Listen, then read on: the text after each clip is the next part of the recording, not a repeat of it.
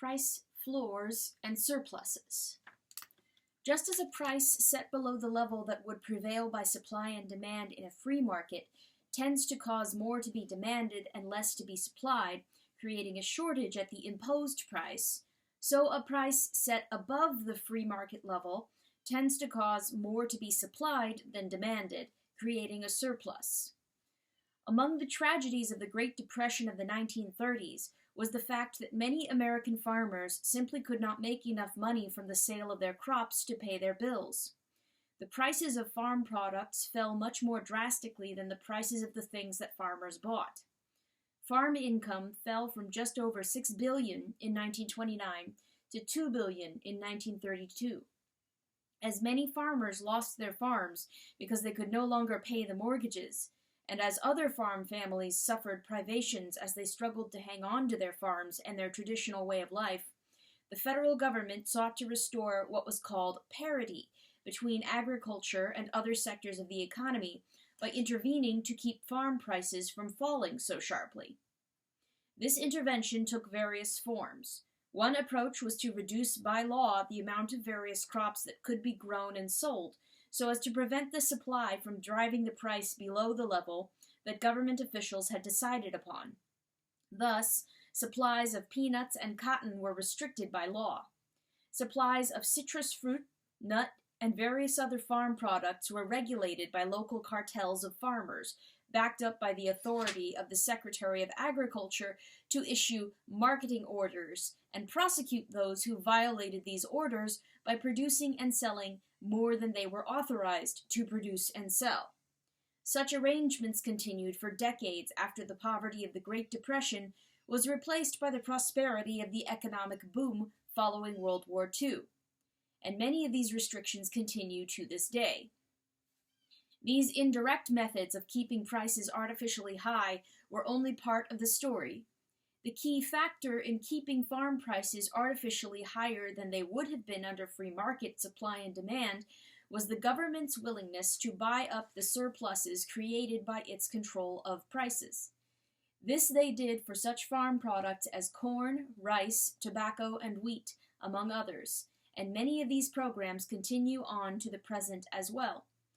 Regardless of what group was initially supposed to be helped by these programs, the very existence of such programs benefited others as well, and these new beneficiaries made it politically difficult to end such programs, even long after the initial conditions had changed and the initial beneficiaries were now a small part of the constituency politically organized and determined to keep these programs going.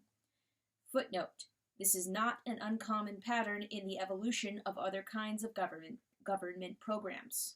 End footnote. Price control in the form of a floor under prices, preventing these prices from falling further, produced surpluses as dramatic as the shortages produced by price control in the form of a ceiling preventing prices from rising higher. In some years, the federal government bought more than 1/4 of all the wheat grown in the United States and took it off the market, in order to maintain prices at a predetermined level. During the Great Depression of the 1930s, agricultural price support programs led to vast amounts of food being deliberately destroyed at a time when malnutrition was a serious problem in the United States and hunger marches were taking place in cities across the country. For example, the federal government bought 6 million hogs in 1933 alone and destroyed them. Huge amounts of farm produce were plowed under in order to keep it off the market and maintain prices at the officially fixed level, while vast amounts of milk were poured down the sewers for the same reason. Meanwhile, many American children were suffering from diseases caused by malnutrition. Still, there was a food surplus. A surplus, like a shortage, is a price phenomenon. A surplus does not mean there is some excess relative to the people. There was not too much food relative to the population during the Great Depression. The people simply did not have enough money to buy everything that was produced at the artificially high prices set by the government. A very similar situation existed in poverty-stricken India at the beginning of the 21st century, where there was a surplus of wheat and rice under government price supports. The Far Eastern Economic Review reported, India's public stock of food grains is at an all-time high, and next spring it will grow still further to a whopping 80 million tons, or 4 times the amount necessary in case of a national emergency. Yet while that wheat and rice sits idle, in some cases for years, to the point of rotting, millions of Indians don't have enough to eat. A report from India in the New York Times told a very similar story under the headline, "Poor in India Starve as Surplus Wheat Rots." Surplus from this year's wheat harvest, bought by the government from farmers, sits moldering in muddy fields here in Punjab state. Some of the previous year's wheat surplus sits untouched too, and the years before that, and the years before that. To the south, in the neighboring state of Rajasthan, villagers ate boiled leaves or discs of bread made from grass seeds in late summer and autumn because they could not afford to buy wheat. One by one, children and adults, as many as 47 in all, wilted away from hunger-related causes, often clutching pained stomachs. A surplus, or glut, of food in India, where malnutrition is still a serious problem, might seem like a contradiction in terms, but food surpluses under floor prices are just as real as the housing shortages under ceiling prices. In the United States, the vast amount of storage space required to keep surplus crops off the market once led to such desperate expedients as storing these farm products in unused warships when all the storage facilities on land had been filled to capacity. Otherwise, American wheat would have had to be left outside to rot, as in India. A series of bumper crops in the United States could lead to the federal government's having more wheat in storage than was grown by American farmers all year. In India, it was reported in 2002 that the Indian government was spending more on storage of its surplus produce than on rural development, irrigation, and flood control combined. It was a classic example of a misallocation of scarce resources which have alternative uses, especially in a poor country. So long as the market price of the agricultural product covered by price controls stays above the level at which the government is legally obligated to buy it, the product is sold in the market at a price determined by supply and demand. But when there is either a sufficient increase in the amount supplied or a sufficient reduction in the amount demanded, the resulting lower price can fall to a level at which the government buys what the market is unwilling to buy. For example, when powdered milk was selling in the United States for about $2.20 a pound in 2007, it was sold in the market. But when the price fell to 80 cents a pound in 2008, the U.S. Department of Agriculture found itself legally obligated to buy about 112 million pounds of powdered milk, at a total cost exceeding $90 million. None of this is peculiar to the United States or to India. The countries of the European Union spent $39 billion in direct subsidies in 2002, and their consumers spent twice as much as that in the inflated food prices created by these agricultural programs. Meanwhile, the surplus food has been sold below cost on the world market, driving down the prices that third world farmers could get for their produce. In all these countries, not only the government, but also the consumers are paying for agricultural price support programs.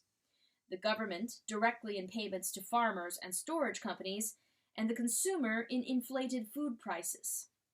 As of 2001, American consumers were paying $1.9 billion a year in artificially higher prices just for products containing sugar, while the government was paying $1.4 million per month just to store the surplus sugar. Meanwhile, the New York Times reported that sugar producers were big donors to both Republicans and Democrats, and that the costly sugar price support program had bipartisan support. Sugar producers are even more heavily subsidized in the European Union countries than in the United States, and the price of sugar in these countries is among the highest in the world. In 2009, the New York Times reported that sugar subsidies in the European Union were so lavish it even prompted cold-weather Finland to start producing more sugar, even though sugar can be produced from cane grown in the tropics for much lower costs than from sugar beets grown in Europe. In 2002, the U.S. Congress passed a farm subsidy bill that was estimated to cost the average American family more than $4,000 over the following decade in taxes and inflated food prices. Nor was this a new development. During the mid-1980s, when the price of sugar on the world market was 4 cents a pound, the wholesale price within the United States was 20 cents a pound. The government was subsidizing the production of something that Americans could have gotten cheaper by not producing it at all and buying it from countries in the tropics. This has been true of sugar for decades. Moreover, sugar is not unique in this respect, nor is the United States. In the nations of the European Union, the prices of lamb, butter, and sugar are all more than twice as high as their world market prices. As a writer for the Wall Street Journal put it, every cow in the European Union gets more subsidies per day than most sub-Saharan Africans have to live on. Although the original rationale for the American price support programs was to save family farms, in practice, more of the money went to big agricultural corporations, some of which received millions of dollars each, while the average farm received only a few $100s. Most of the money from the 2002 bipartisan farm bill will likewise go to the wealthiest 10% of the farmers, including David Rockefeller, Ted Turner, and a dozen companies on the Fortune 500 list. In Mexico as well, 85% of agricultural subsidies go to the largest 15% of the farmers. What is crucial from the standpoint of understanding the role of prices in the economy is that persistent surpluses are as much a result of keeping prices artificially high as persistent shortages are of keeping prices artificially low. Nor were the losses simply the sums of money extracted from the taxpayers or the consumers for the benefit of agricultural corporations and farmers. These are internal transfers within a nation which do not directly reduce the total wealth of the country. The real losses to the country as a whole come from the misallocation of scarce resources which have alternative uses. Scarce resources such as land, labor, fertilizer, and machinery are needlessly used to produce more food than the consumers are willing to consume at artificially high prices decreed by the government. All the vast resources used to produce sugar in the United States are wasted when sugar can be imported from countries in the tropics, where it is grown much more cheaply in a natural environment more conducive to its growth. Poor people, who spend an especially high percentage of their income on food, are forced to pay far more than necessary to get the amount of food they receive, leaving them with less money for other things. Those on food stamps are able to buy less food with those stamps when food prices are artificially inflated. From a purely economic standpoint, it is working at cross purposes to subsidize farmers by forcing food prices up, and then subsidize some consumers by bringing down their particular costs of food with subsidies, as is done in both India and the United States. However, from a political standpoint, it makes perfect sense to gain the support of two different sets of voters, especially since most of them do not understand the full economic implications of these policies. Even when agricultural subsidies and price controls originated during hard times as a humanitarian measure, they have persisted long past those times because they developed an organized constituency, which threatened to create political trouble if these subsidies and controls were removed or even reduced. Farmers have blocked the streets of Paris with their farm machinery when the French government showed signs of scaling back its agricultural programs or allowing more foreign farm produce to be imported. In Canada, farmers protesting low wheat prices blocked highways and formed a motorcade of tractors to the capital city of Ottawa. While only about 1/10 of farm income in the United States comes from government subsidies, about half of farm income in South Korea comes from such subsidies, as does 60% in Norway.